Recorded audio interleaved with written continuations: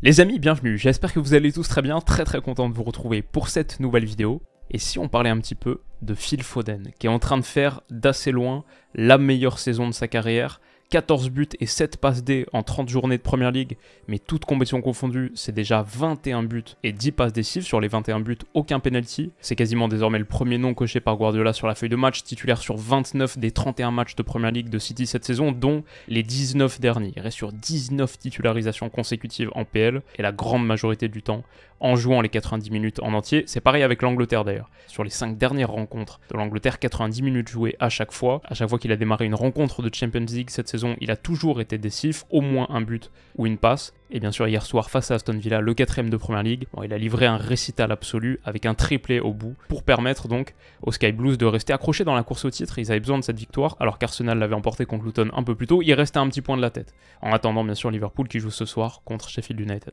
Donc voilà les amis, je pense qu'une petite vidéo sur l'ami Phil Foden s'impose. Hier dans ma vidéo sur Dortmund, une de mes vidéos préférées d'ailleurs, que j'ai faite récemment, longue analyse, plein d'images, une centaine de clips je pense, n'hésitez pas à les checker. Mais dans cette vidéo, je vous annonçais qu'on est parti sur quasiment une vidéo par jour jusqu'à la fin de l'Euro, pendant 3 mois et demi. Pas absolument tous les jours, mais 95% des jours et parfois des jours à 2 vidéos. Donc c'est l'occasion, on a beaucoup de matière à manipuler et autant l'employer pour parler de l'ami Phil Foden. Qu'est-ce qui marche aussi fort pour lui ? En fin de vidéo, on se posera 2-3 questions, genre candidat Ballon d'Or peut-être. Mais en attendant, on va décrypter son match d'hier soir. Donc, le 3-2-5 assez classique de Manchester City en phase de possession, il était positionné dans le demi-espace droit. C'est toujours le débat avec Foden, est-ce qu'il est mieux dans l'axe, un petit peu plus sur le côté, avec l'Angleterre aussi c'est un débat qui se pose. Bon, et il commence de plus en plus à apporter des réponses et à militer pour cette position de joueur axial.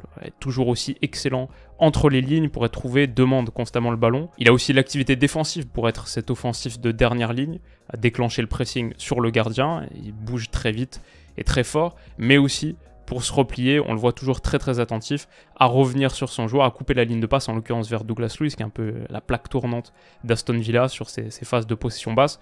Donc il revient, et on le voit toujours en train de surveiller son homme. Ouais, cette passe n'a pas pu être possible. Et Aston Villa se retrouve un petit peu empêtré dans son premier tiers. Voilà, il n'est pas le seul joueur qui a conduit le pressing ici, mais il est un maillon de la chaîne de pression important et qui remplit parfaitement sa tâche. Alors sa première action avec ballon, qui est particulièrement notable, c'est dès la 11e minute, parce qu'il va contribuer à l'ouverture du score. Pas une passe décisive, mais une pré-assist, trouvée ici dans le demi-espace droit. Il s'est un petit peu retiré pour pouvoir être touché avec un petit peu moins de pression. Va combiner avec du coup déjà le contrôle pied droit, et on sait qu'il a les deux pieds, ça le rend très dangereux. Il peut rentrer à l'intérieur, mais aussi donner les petits ballons comme ça dans l'intervalle entre central et latéral pour Jérémy Doku d'ailleurs, qui angle très bien son corps pour ne pas être hors jeu. Et ça va se jouer à ça d'ailleurs. L'alchimie entre Doku et Foden, je trouve que les deux là, il y a vraiment quelque chose d'intéressant qui est en train de se développer sur ce couloir droit, cette partie droite du terrain. Ballon donc donné pour Jérémy Doku, le centre en retrait, Rodri conclut et City prend l'avantage dans ce match. Il est touché encore une fois ici dans une petite poche d'espace par Jack Grealish. Bon, j'adore toujours autant sa capacité à se retourner comme ça, échapper à son vis-à-vis, c'est ce vrai joueur 360 degrés, non seulement parce qu'il a les deux pieds, mais aussi juste il est tellement fluide, pivote super bien sur lui-même, le centre de gravité est bas, mais les jambes sont extrêmement toniques, il peut accélérer, transmettre à Doku, et encore une fois, on parlait des deux là, je trouve qu'ils se comprennent très bien, les deux sont capables de partir dans les deux sens, les deux sont des dribbleurs efficaces, Doku encore plus dynamique et chaotique sur les départs arrêtés, c'est assez choquant. Ce que j'aime bien sur cette action, ils se comprennent très bien. Dès que Doku prend sa position ou sa zone, Foden réagit immédiatement, un quart de seconde plus tard, ok. Il prend l'impulsion sur sa jambe droite pour lui partir à gauche et faire la course complémentaire. Si Doku va prendre à droite, ça ne veut pas dire qu'il doit sortir de l'action, il peut encore totalement se rendre utile, simplement en proposant une course complémentaire. Alors Doku le sert pas, mais c'est ça le danger de Phil Foden, il s'implique toujours. Le combo vision, sensation du jeu, un très bon feeling pour le jeu. Mais après c'est aussi une question de mentalité. Bon là sur cette action à la rigueur c'est pas le plus évident, mais ça va devenir clair dans quelques minutes. Alors encore une fois il est là dans le demi-espace droit avec pas mal d'espace à aller attaquer, une petite poche ici devant lui. Ce qui est intéressant, et quelque chose qu'il a évoqué dans une interview d'après-match avec TNT Sports, c'est que Guardiola lui demande depuis un petit moment d'adapter un petit peu plus son approche à l'axe. Quand il joue dans l'axe, pas aussi chaotique et dynamique et électrique que quand il est sur le côté. Il faut savoir utiliser la pausa la pause, contrôler davantage un petit peu le tempo de son activité, un peu moins frénétique. C'est un truc qu'il explique. Avant, il était à 100 à l'heure où qu'il soit, sur le côté, dans l'axe, ça change pas. Mais il explique bien dans l'interview, aujourd'hui, il a pris conscience du fait que dans l'axe, il faut savoir ralentir légèrement la cadence pour mieux repartir, mais c'est exactement ce qu'il fait ici face à Zaniolo. Se mêle sur le ballon, hop, mais maintenant on s'est dégagé un petit peu plus d'espace, on a mis un petit peu plus d'imprévisibilité dans la course, et c'est le genre de choses qu'il faut dans l'axe, une zone tellement différente dans ce qu'elle exige que le côté. Et même si au bout de cette action, encore une fois, il va pas être resservi, je pense que cette petite pausa là, par exemple, on voit Douglas Luiz qui il essaye d'aller couvrir et puis après il est un petit peu plus perdu, il sait pas exactement quoi faire, planté sur ses appuis. Cette petite pause là, ça contribue aussi à ouvrir cet espace pour la passe cassée de Rodri qui est absolument magnifique, superbe. Foden le dit d'ailleurs, Rodri pour lui le joueur le plus important de l'équipe, il y a que des éloges pour Rodri. Il a fait aussi un super match même au-delà de son but. La passe qu'il trouve pour Julian Alvarez et honnêtement ça derrière, ça peut faire 2-1 dès la 37e minute. Je crois que le petit rôle qu'a joué Foden dans cette action et sa progression dans sa compréhension de ce que ça suppose d'être un joueur d'axe, c'est un petit truc que j'avais envie de noter. Ah, quelque chose qui m'intéresse beaucoup aussi dans ce Manchester City là, le nombre de ballons qui sont récupérés au Rico Lewis là, un petit peu plus tard, Manuel Akanji. Quelques instants plus tard, Jérémy Doku, là, Doku qui récupère pas mal de ballons aussi avec son petit impact physique, là, son corps tonique, musclé.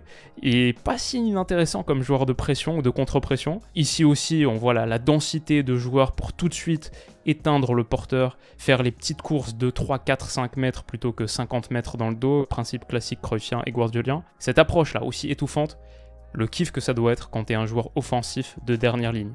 79 ballons touchés par Phil Foden hier, 79. Il y a des joueurs offensifs dans sa position, dans d'autres équipes, c'est 40, 45 ballons touchés max peut-être en 80 minutes, 79. Ouais, c'est grâce aussi à l'activité défensive énorme de tout le collectif autour de lui. Et d'ailleurs, c'est exactement comme ça, juste avant la mi-temps, qu'il va aller marquer le premier but du match, grâce à un ballon récupéré haut, ici, par la pression de Ruben Dias, qui est là, dans les 29-30 mètres d'Aston Villa. Hop, ballon gagné. Ça revient sur Foden qui se fait accrocher par Douglas Luiz, coup franc, Alvarez à la baguette.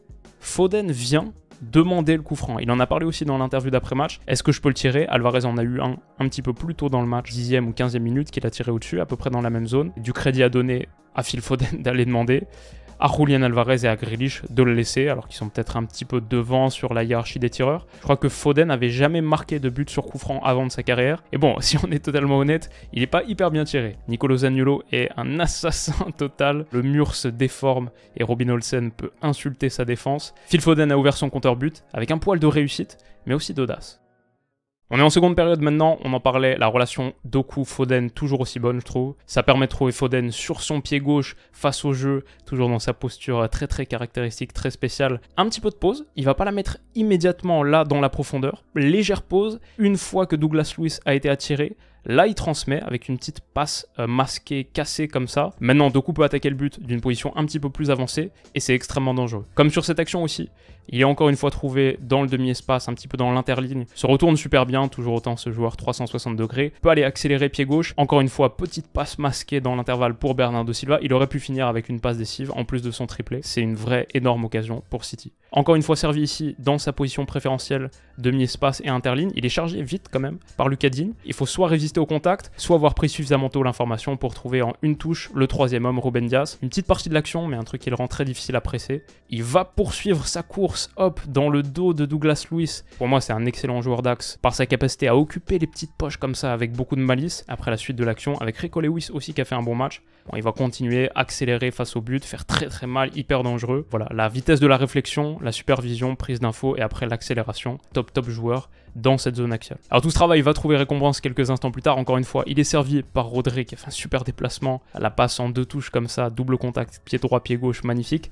Derrière, l'instinct du buteur d'avoir senti qu'Olsen était assez éloigné de son poteau, de la mettre en une touche comme ça, sans contrôle. Je trouve ça assez remarquable. Il n'y a pas beaucoup de joueurs qui prennent cette décision. C'est magnifique, le geste est parfait, Olsen est surpris. Un but mérité, le deuxième du match pour Foden, qui va aller planter le troisième quelques instants plus tard. Encore une fois, une passe splendide quand tu es inséré dans ce collectif. C'est pas mal. Encore une fois, Rodri aussi impliqué dans l'action. Foden a fait la bonne course, il est accroché, s'écroule, demande à l'arbitre une faute qu'il aurait sans doute dû avoir. Et pour moi, c'est le meilleur but des trois parce que la mentalité, la ténacité de se relever comme ça, l'activité défensive, l'agressivité, mais aussi la qualité technique pour réussir quasiment un Cruyff turn sur une interception.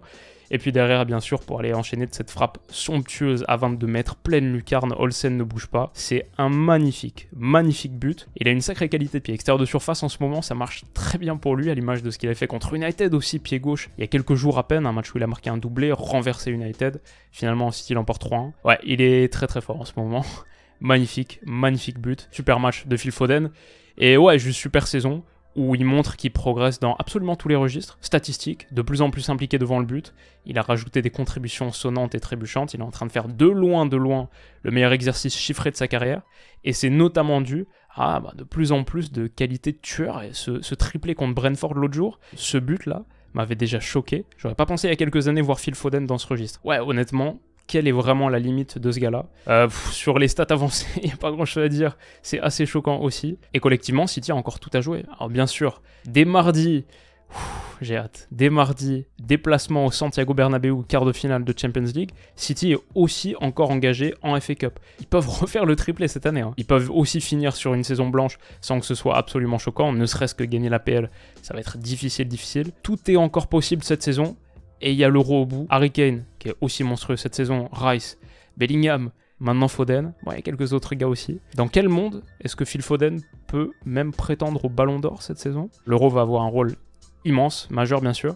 Mais si l'Angleterre gagne l'Euro, est-ce que le Ballon d'Or n'est pas plutôt pour Bellingham? Bon, pour que ce soit Foden, il faudrait sans doute que City gagne la Champions League, à minima. Bon, il y a un Bellingham versus Foden qui arrive dans quelques jours. Justement, je pense, maintenant, peut-être le prochain palier pour Phil Foden, c'est de percer l'écran dans les immenses matchs, les très très grands matchs, les quarts de finale, demi-finale du LDC, et puis après bien sûr avec l'Angleterre.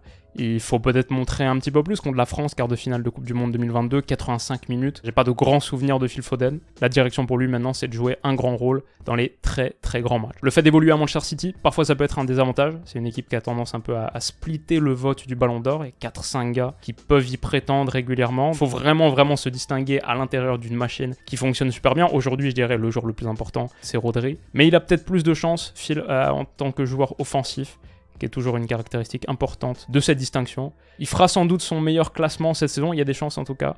Et puis après, peut-être juste on s'en fiche du Ballon d'Or, qui font simplement la fin de saison de cet homme. Comme dirait Mikel Arteta, on arrive dans the most beautiful part of the season. It's the most beautiful part of the season. Et profitons du reste de la carrière aussi de Phil Foden, où je vais dire un dernier truc positif, c'est que quand on regarde toutes les absences de sa carrière pour l'instant, saison dernière, opération de l'appendicite, 2 blessures au pied, une maladie, c'est qu'il n'y a aucune blessure musculaire pour l'instant. Espérons que ça dure, mais à 23 ans, 24 dans 2 mois, peut-être que sa morphologie, son profil, il a de l'explosivité, mais elle me semble un peu plus fluide que d'autres. Il résiste bien en contact aussi.